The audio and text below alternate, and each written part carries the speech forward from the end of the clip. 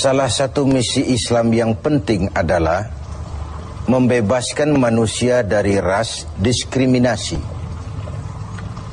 mengikat manusia dengan ikatan akidah bahwa dari manapun orang datang, apapun warna kulitnya, dan dari suku apapun ia dilahirkan, kalau akidahnya sama, itulah saudara kita.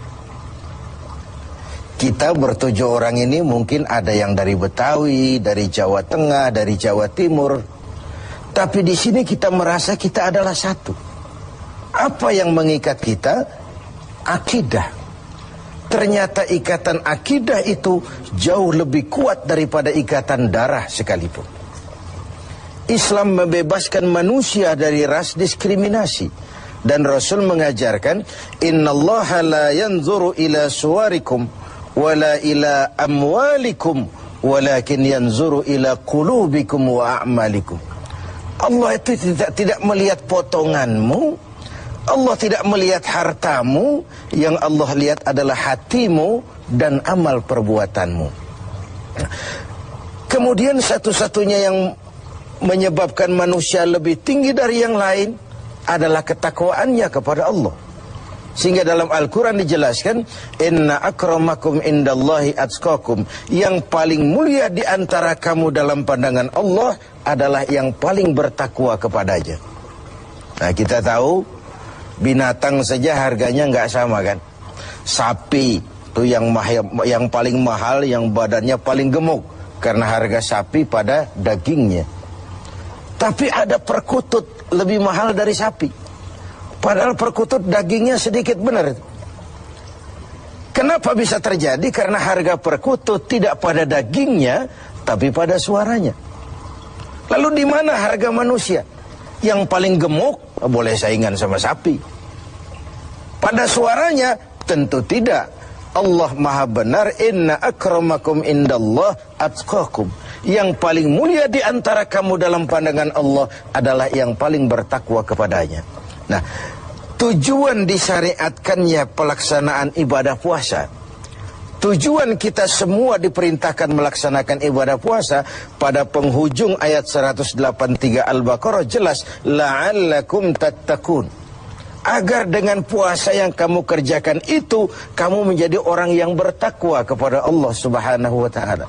Jadi puasa yang benar harus mengantarkan pelaksananya mencapai maqam, mencapai tingkatan yang disebut ketakwaan itu tadi.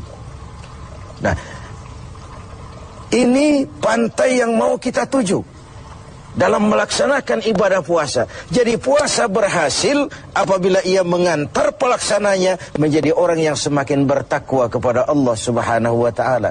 Dengan kata lain, sebenarnya Ramadan ini 1 bulan untuk menghadapi 11 bulan sesudahnya. 1 bulan untuk menghadapi 11 bulan sesudahnya. Di sanalah cerminan ketakwaan itu nanti akan nampak. Sebelum kita lanjutkan berbicara tentang takwa ini, barangkali di antara adik-adik kita yang hadir ada yang akan mengajukan pertanyaan di seputar ketakwaan ini. Dipersilakan. Ada? Ya, oke. Ya, silakan. Assalamualaikum warahmatullahi wabarakatuh. Assalamualaikum. Saya mau nanya ini Pak Kiai, kalau orang yang bertakwa itu apakah mengalami skeptis dalam menghadapi kehidupannya? Ya. Oke. Apakah orang yang bertakwa itu lalu skeptis dalam menjalani kehidupan? Kira-kira gitu maksudnya. Iya.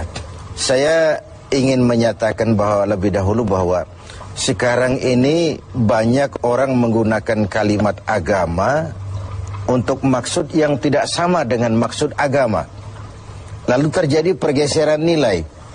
Misalnya yang secara umum kita sudah salah kaprah. Orang meninggal biasanya dikatakan telah berpulang ke rahmatullah. Rahmatullah itu kan artinya rahmatnya Allah, kasih sayang Allah, dan itu artinya sorga. Nah, kira-kira kalau koruptor mati, apa ia pulang ke rahmatullah itu? Kita kan sudah menggunakan kamuflase, kalimat yang tidak sama dengan maksudnya itu. Demikian juga kalimat takwa ini. Kalau kita kembali kepada pengertian takwa yang didefinisikan para ulama, takwa itu adalah kemampuan, mengerahkan kemampuan maksimal untuk melaksanakan apa yang diperintah Allah dan menjauhi yang dilarangnya. Itulah takwa itu. Dengan demikian sekaligus jawaban bahwa orang yang takwa tidak skeptis. Tidak, kalau takwa itu ndelohom, nggak kerja, dagang berhenti, tidak cari nafkah, diam aja di rumah, nunggu keajaiban. Bukan itu takwa itu. Takwa juga tidak terkait dengan pakaian. Ini kan aksesoris pakaian ini. Apalagi sekarang aksesoris, apa kalau saya pakai serban saya lebih takwa dari saudara? Belum tentu. Sekarang ini aksesoris juga sudah kacau. Rocker saja pakai gamis. Ini kan sudah kerancuan aksesoris. Jadi sama sekali itu tidak terkait. Dengan demikian orang yang takwa bukan orang yang skeptis. Dia malah harus orang yang optimis menghadapi kehidupan. Karena sesungguhnya yang namanya takwa, kemampuan melaksanakan yang diperintah, kemampuan menjauhi yang dilarang olehnya. Nah, ini sebuah gambaran bahwa disitulah harga manusia itu. Pada kemampuannya menjadi pelaksana yang diperintah Allah dan meninggalkan apa yang dilarangnya. Sehingga kalimat ini kita dudukan, kan ini takwa ini pun sudah jadi lalap di mulut bangsa kita ini. Pejabat kalau dilantik bertakwa, bertakwa, bertakwa. Habis dilantik jabat takwa ngalor dia ngidul. Nggak sinkron, nggak ketemu ujung-ujungnya itu. Nah, baik, saya kembali. Jadi jawabannya, orang yang bertakwa bukan orang yang skeptis, tapi orang yang malah rajin berusaha, giat bekerja, karena dia tahu takwa itu kemampuan melaksanakan yang diperintah, kemampuan menjauhi yang dilarang. Nah, ini sudah cerminan dari usaha manusia. Yang diperintah Allah itu bukan cuma sholat, zakat, puasa, dan haji. Mencari nafkah, menghidupi anak istri, itu perintah Allah. Nggak pantas orang takwa lalu skeptis, nunggu keajaiban.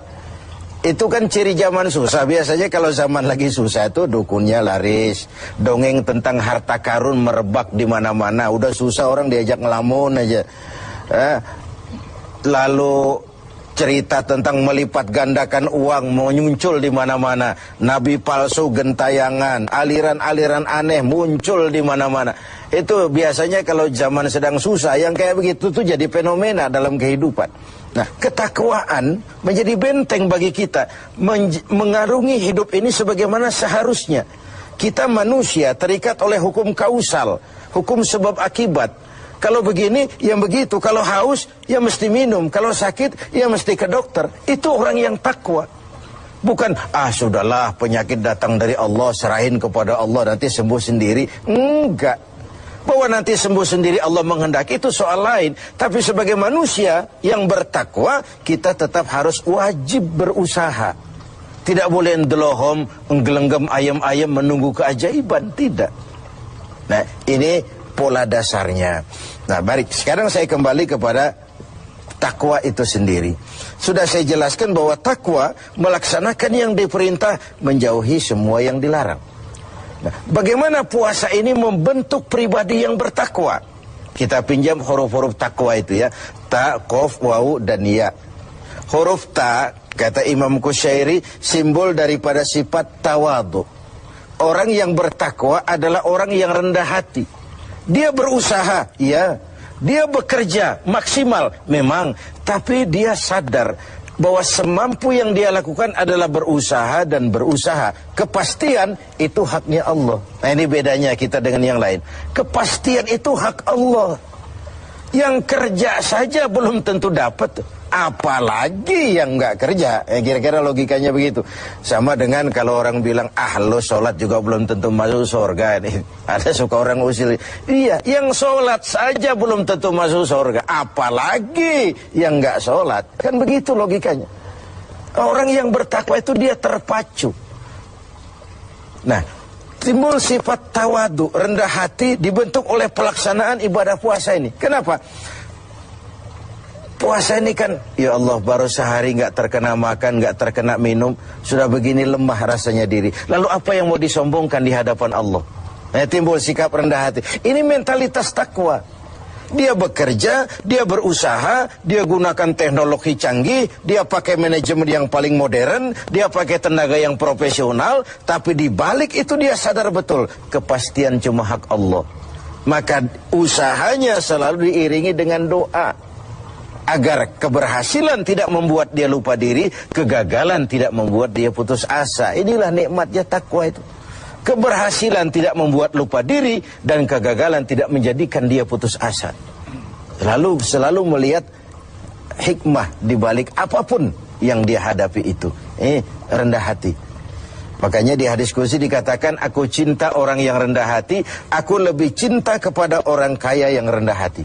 Aku benci orang miskin, tapi aku lebih benci orang miskin yang sombong. Aku benci orang sombong, aku lebih benci orang miskin yang sombong. Jadi kalau ada orang kaya rendah hati, wajar saja. Orang kaya nggak sombong kan pantas. Orang miskin nggak sombong, pantas saja. Emang nggak ada yang mau disombongin. Tapi kalau orang kaya segalanya punya, dia rendah hati, itu yang Allah lebih cinta.